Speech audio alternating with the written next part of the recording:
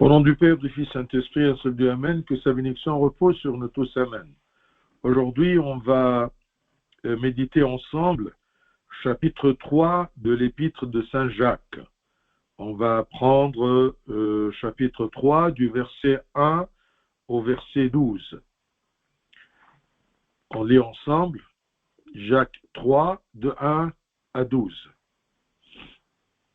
Mes frères, qu'il n'y ait pas parmi vous un grand nombre de personnes qui se mettent à enseigner, car vous savez que nous serons jugés plus sévèrement. Nous branchons tous de plusieurs manières. Si quelqu'un ne branche point en parole, c'est un homme parfait, capable de tenir tout son corps en bride. Si nous mettons le morse ou le mors dans la bouche des chevaux pour qu'ils nous obéissent, nous dirigeons aussi leur corps tout entier. Voici même les navires qui sont si grands et que poussent des vents impétueux, sont dirigés par un très petit gouvernail, au gré du pilote. De même, la langue est un petit membre et elle se vante de grandes choses. Voici comme un petit feu peut embraser une grande forêt. La langue aussi est un feu, c'est le monde de l'iniquité. La langue est placée parmi nos membres, souillant tout le corps et enflammant le cours de la vie, étant elle-même enflammée par la géhenne. Toutes les espèces de bêtes et d'oiseaux, de reptiles et d'animaux marins sont domptées et ont été domptées par la nature humaine. Mais la langue, aucun homme ne peut la dompter. C'est un mal qu'on ne peut pas réprimer. Elle est pleine d'un venin mortel. Par elle, nous bénissons le Seigneur notre Père, et par elle, nous maudissons les hommes faits à l'image de Dieu.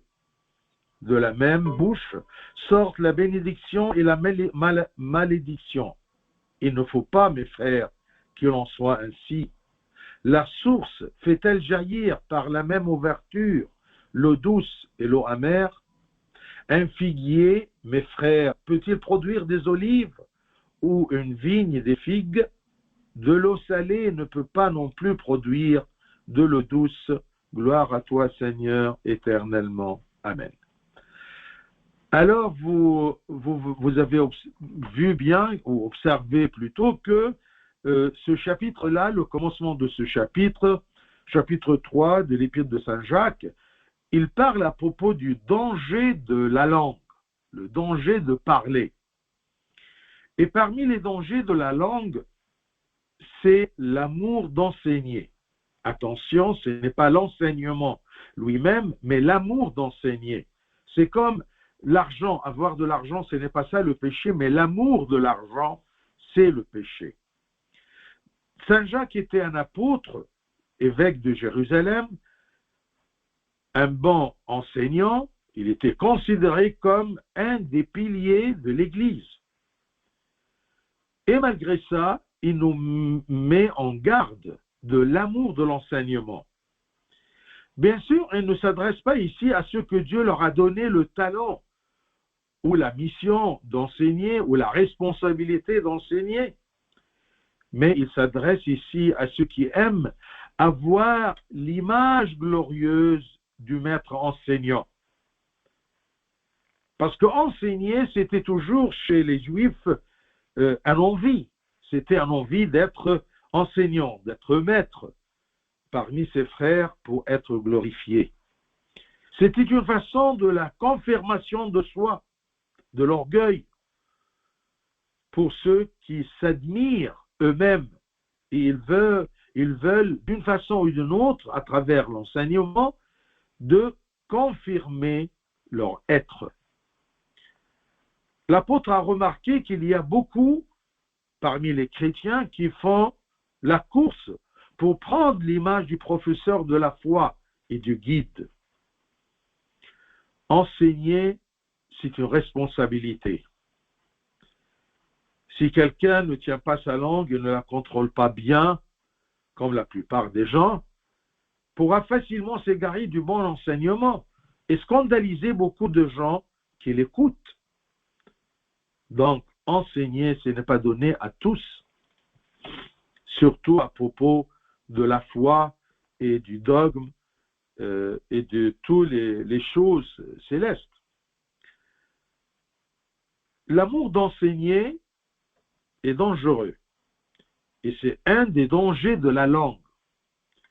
Pourquoi c'est dangereux? Parce que premier point, c'est que l'enseignement donne un faux sentiment que je suis mieux que les autres. Et aussi, enseigner est un don de l'Esprit Saint que personne n'arrache ou que personne arrache ce don par son orgueil. C'est une mission, c'est un talent donné par l'Esprit Saint. Et c'est dangereux aussi parce que chaque enseignant subit un jugement plus sévère parce qu'il connaît, il enseigne. Le jour du jugement, il ne pourra jamais dire que je ne savais pas puisque tu l'as enseigné. Parce que l'enseignant doit faire en premier tout ce qu'il enseigne. Et ça, c'est très dangereux. Dans Luc, 4e point, donc, premier, c'est ça donne un faux sentiment que je suis mieux que les autres. Enseigner, c'est quelque chose de l'Esprit Saint, une grâce de l'Esprit Saint, un don de l'Esprit Saint que personne arrache par orgueil.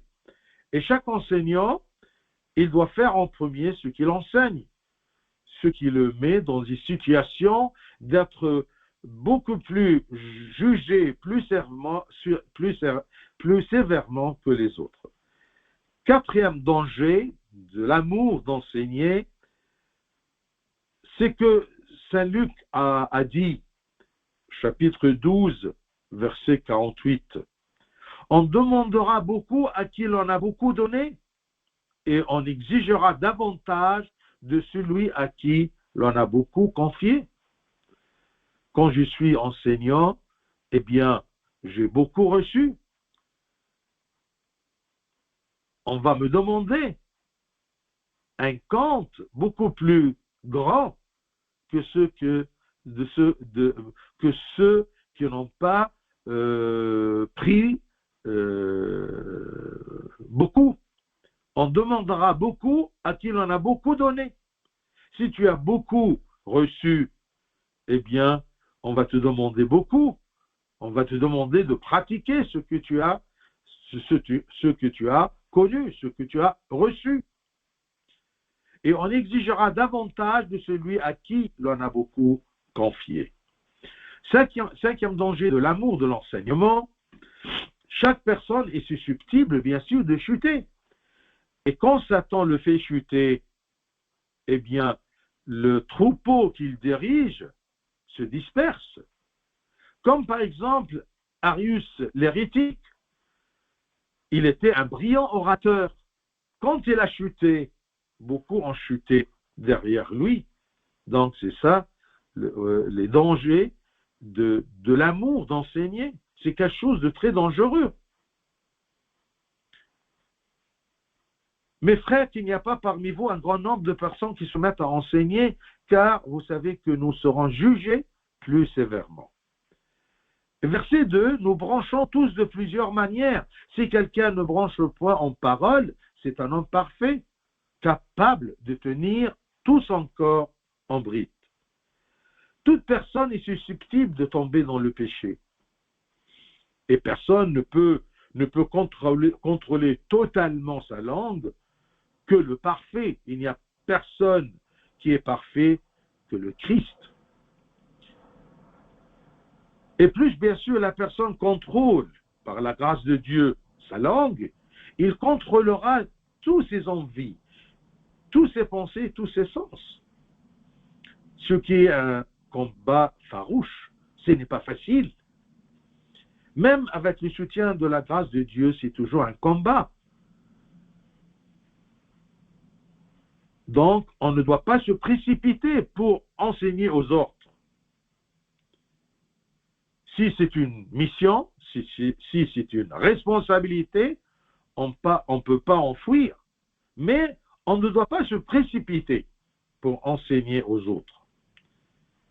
Ceci s'applique à ceux qui aiment enseigner aux autres par orgueil, pas à ceux qu'on a confié l'enseignement aux autres, comme les prêtres, les catéchistes, les parents. Ils doivent, et c'est une responsabilité, qu'ils enseignent aux autres. Mais on ne doit pas se précipiter pour enseigner les autres, que si c'est une mission, c'est une responsabilité. Du verset 3 à 5, si nous mettons le morse, il donne des exemples. L'apôtre compare ici la langue à 3 analogies. Il présente 3 analogies pour décrire la langue. Première analogie, la langue est comme un morse. Je ne sais pas si ça se prononce en français, M-O-R-S. C'est mort ou morse. Je crois que c'est mort. Le morse, c'est la partie en fer qui est dans la bouche du cheval et liée aux rênes pour guider le cheval. Ainsi, le cheval, à travers ce mort, eh bien, est dirigé au gré de chevalier. Regardez la force, la force du cheval. Eh bien, le cavalier, il peut le guider à droite, à gauche, au tout droit, tout simplement grâce à cette partie de fer qui se met dans la gueule, dans la bouche du cheval, et quand ça lui pique au bout de sa bouche, eh bien, il se tourne d'après le mouvement de ce morse-là, ou ce mort. Aussi, celui qui se contrôle la langue et la guide sur le chemin de la vérité, tout son corps ne dérive pas, ne s'égare pas. C'est ça la relation entre la bouche, la langue, et tout le corps, c'est-à-dire tout le comportement et la pensée des gens. Si la langue est contrôlée, tout le comportement de l'homme sera facile à contrôler. Donc, entraînons-nous à contrôler la langue, afin de pouvoir, par la grâce de Dieu, de contrôler les envies de la chair et la direction dans laquelle nous marchons. Deuxième analogie pour présenter la langue, eh bien, l'apôtre a utilisé le gouvernail, a cité le gouvernail. La langue est comme le gouvernail du navire. Regardez le grand engin, même un paquebot, eh bien, est dirigé, malgré les vents impétueux, par un très petit gouvernail, au gré du pilote. Ainsi, la langue est un petit organe. On doit agir avec lui avec grande attention pour bien diriger notre vie, notre corps, notre envie, nos pensées. Saint Matthieu, chapitre 12, versets 36 et 37, et c'est écrit, le Christ, je vous le dis, au jour du jugement, les hommes rendront compte de toute parole vaine qu'ils auront proférée. Car par tes paroles, tu seras justifié, et par tes paroles, tu seras condamné. Et bien, ça dépendra du genre des paroles que tu profères. Est-ce que ce sont des bonnes paroles pour la gloire de Dieu et pour l'intérêt des gens qui vous écoutent, ou ça sera des paroles vaines? Au jour du jugement, les hommes rendront compte de toute parole vaine qu'ils auront proférée. Car par tes paroles, tu seras justifié, et par tes paroles, tu seras condamné. Ça me met en garde. Qu'est-ce que je dis? Qu'est-ce que je laisse les gens entendre de ma bouche? Est-ce que ce sont des paroles vaines ou des paroles qui peuvent me justifier le jour du jugement? Troisième analogie, Saint Jacques, il a utilisé l'image de l'étincelle. La langue est comme une petite étincelle qui peut embraser une grande forêt. Et c'est vrai, une allumette peut embraser une jerrycan d'essence de 20 litres et un réservoir de 1000 litres. Et c'est toujours la petite allumette. Ça, c'est une analogie très explicite. Regardez, cet organe-là, il est trop petit, mais il peut embraser tout un monde, tout un pays, toute une famille, tout un groupe de gens. Un petit mot mal placé peut embraser le monde du péché. C'est-à-dire, le monde est soumis au péché. Alors, il a besoin d'une étincelle. Eh bien, un petit mot peut embraser le monde du péché et l'attiser pour que ce soit vraiment un monde du péché, un monde brûlant. Ça engendre dans ce monde du péché, cette langue avec un petit mot, ça engendre les divisions, les querelles, la haine, l'animosité entre les hommes. Un peu plus loin, il va utiliser d'autres analogies. Mais là, verset 6, il explique cette étincelle-là. La langue aussi est un feu. Oui, c'est un feu. Ça peut purifier l'ouïe des hommes et ça peut embraser leurs sentiments et le monde du péché.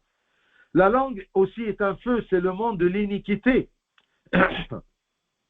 C'est un feu pour le monde de l'iniquité, le monde du péché. La langue est placée parmi nos membres, souillant tout le corps et enflammant le cours de la vie.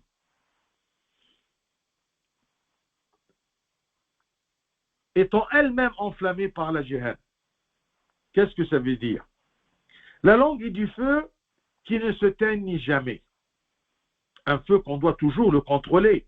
Tant qu'il y a un feu, on doit bien le surveiller, le contrôler. C'est comme si la langue, comme feu, prend source de la Jehannam qui ne s'éteigne jamais. Qu'est-ce que c'est la Jehannam? La Jehannam, Gohannam, est appelée ainsi par analogie avec la vallée de Hanoum. C'était une vallée qui se trouvait au sud-est du temple de Jérusalem. Au sud de Jérusalem, au sud du temple. Et on l'appelait vallée de Hanoum. Hanoum et Shehen. Qu'est-ce qui se passait dans cette vallée-là? Eh bien, tout le sang des sacrifices du temple coulait vers cette vallée-là. Et où les Juifs jetaient les carcasses des animaux et les saletés pour les brûler. Ainsi, le feu dans cette vallée-là ne s'éteignait jamais, jour et nuit. D'où l'image du feu éternel, la Jehannam. Et c'est comme si la langue prend le feu de cette Jehannam-là qui ne s'éteint jamais, jour et nuit. Enflammant le cours de la vie. Regardez le danger de cet organe-là, de la langue, si elle n'est pas contrôlée. Comme une petite étincelle qui n'est pas contrôlée, comme une allumette qui n'est pas contrôlée, comme le magot d'une cigarette qui n'est pas contrôlé. Enflammant le cours de la vie, enflammant les guerres entre les peuples. Et la langue est fière d'elle-même, parce que tout simplement, la langue, elle gère tout le monde et mène l'homme à l'orgueil. Parce que d'une décision ou par une décision, il y a des guerres. La langue souille ainsi tout le corps, tout l'homme, qui engendre beaucoup de mal à travers la langue. Et finalement, cette langue-là, oui, elle est fière, elle guide le monde, elle guide l'homme, et finalement, si elle n'est pas contrôlée, la langue, elle jette le corps tout entier dans la Gehenna. La langue est placée parmi nos membres, souillant tout le corps, si elle n'est pas contrôlée, et enflammant le cours de la vie, étant elle-même enflammée par la Gehenna. Elle prend source de feu de la Gehenna. Ensuite, versets 7 et 8. Eh bien, Saint Jacques, il nous dit que toutes les espèces de bêtes et d'oiseaux et de reptiles et d'animaux marins eh bien, l'homme est arrivé à redresser, à contrôler beaucoup d'oiseaux, beaucoup d'animaux marins, c'est-à-dire des monstres et des animaux féroces, et même les oiseaux et même les bêtes, sont domptés par l'homme et ont été domptés par la nature humaine. L'homme a pu faire ça, mais la langue, aucun homme ne peut la dompter, ne peut la soumettre complètement, ne peut la servir complètement, parce qu'elle est comme du feu. On doit la surveiller toujours. C'est un mal qu'on ne peut pas réprimer, surtout quand il n'est pas bien contrôlé. Elle est pleine d'un venin mortel. Ça, c'est le quatrième analogie. La langue est comme du poison. C'est facile pour l'homme de dresser des reptiles, des oiseaux, des bêtes féroces, des monstres. Quant à la langue acérée, non contrôlée, la langue qui fait du mal, qui a l'habitude de mauvais discours, c'est très difficile de la dompter. Mais Dieu le peut. On le peut par la grâce de Dieu. C'est pour cela que David, dans le psaume 141, verset 3, retenez bien ce verset, psaume 141, 3, c'est une prière. David demande à l'Éternel, Éternel, mets une garde à ma bouche, veille sur la porte de mes lèvres. Éternel, mets une garde à ma bouche, veille sur la porte de mes lèvres. C'est parce qu'on a confiance en Dieu qui peut même limiter le danger de cette langue-là. Parfois, la langue peut prononcer un mot, un seul mot, qui peut détruire une relation qui a duré longtemps, même une relation qu'on a eu longtemps pour l'établir, une bonne relation. Et un discours, une parole peut détruire cette relation. C'est comme du venin mortel. Méfions-nous de ce qu'on dit. Ne vous précipitez pas pour parler, afin d'avoir le temps de réfléchir et écouter ceux qui vous entourent. Et que Dieu vous donne la sagesse de la parole. Prenez le temps pour parler. Ne vous précipitez pas pour parler. Comme c'est écrit, Jacques, si vous vous rappelez, le même épître, c'était chapitre 1, verset 19. On a vu qu'il nous enseigne en disant, ainsi que tout homme soit prompt à écouter, lent à parler, lent à se mettre en colère. Que tout homme soit prompt à écouter, pour avoir le temps de réfléchir, pour avoir le temps de demander à Dieu qu'il lui donne la sagesse de parler, lent à parler, lent à se mettre en colère. C'est pour cela que Saint Arsène a dit un dicton très connu, « Beaucoup j'ai parlé, je l'ai regretté, mais du silence, je n'ai jamais regretté. » À propos du silence, je n'ai jamais regretté. Parce que si même, entre guillemets, si même j'ai regretté de ne pas parler à ce moment, eh bien, je peux parler. Mais si j'ai parlé et je regrette, je ne peux pas, soustraire ce que j'ai dit. Je ne peux pas le faire retourner dans ma bouche, c'est terminé. Une fois sorti, c'est sorti. Comme du venin. Une fois lancé de la bouche de la vipère, il ne peut pas le ramasser encore une fois. C'est du feu, c'est du venin, c'est un gouvernail, c'est un mort dans la bouche des chevaux. Et versets 9 à 12, il parle à propos de balloter entre deux voies. La langue peut être une bénédiction ou une malédiction. L'apôtre réprimande dans ces versets de 9 à 12, il réprimande les gens qui insultent l'autrui, créés à l'image de Dieu. Et ces gens-là insultent l'autrui avec la même langue qu'ils utilisent pour glorifier Dieu. Vous voyez, c'est honteux. Comment vous utilisez l'organe que Dieu vous a donné pour le glorifier, vous l'utilisez aussi pour insulter ceux qui sont créés à son image. Et cette cinquième analogie, eh bien, il donne l'image à la langue, l'image de la source d'eau. Sixième analogie, c'est analogie avec un arbre fruitier.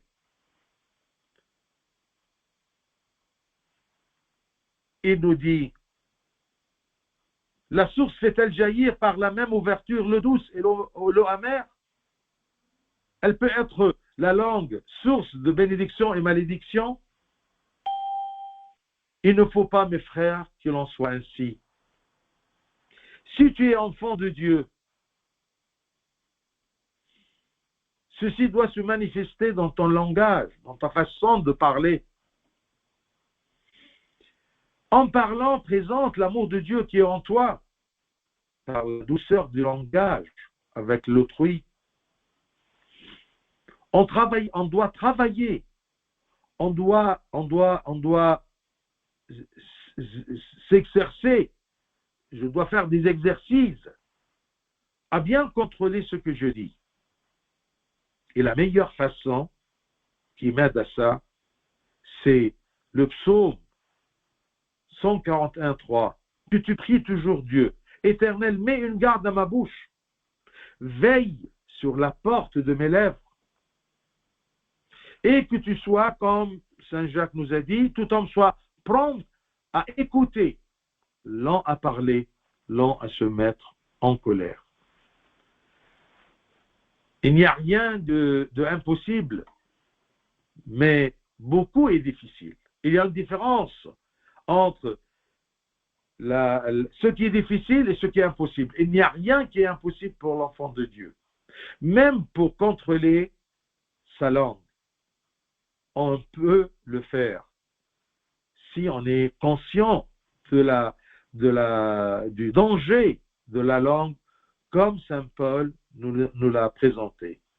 Et je souligne et je répète, attention, le problème à propos de l'enseignement, c'est l'amour d'enseigner, non pas l'enseignement lui-même, parce qu'il y a des gens qui ont la responsabilité d'enseigner, comme les prêtres, les catéchistes et les parents.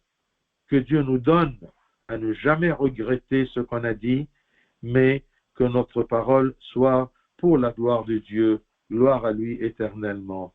Amen.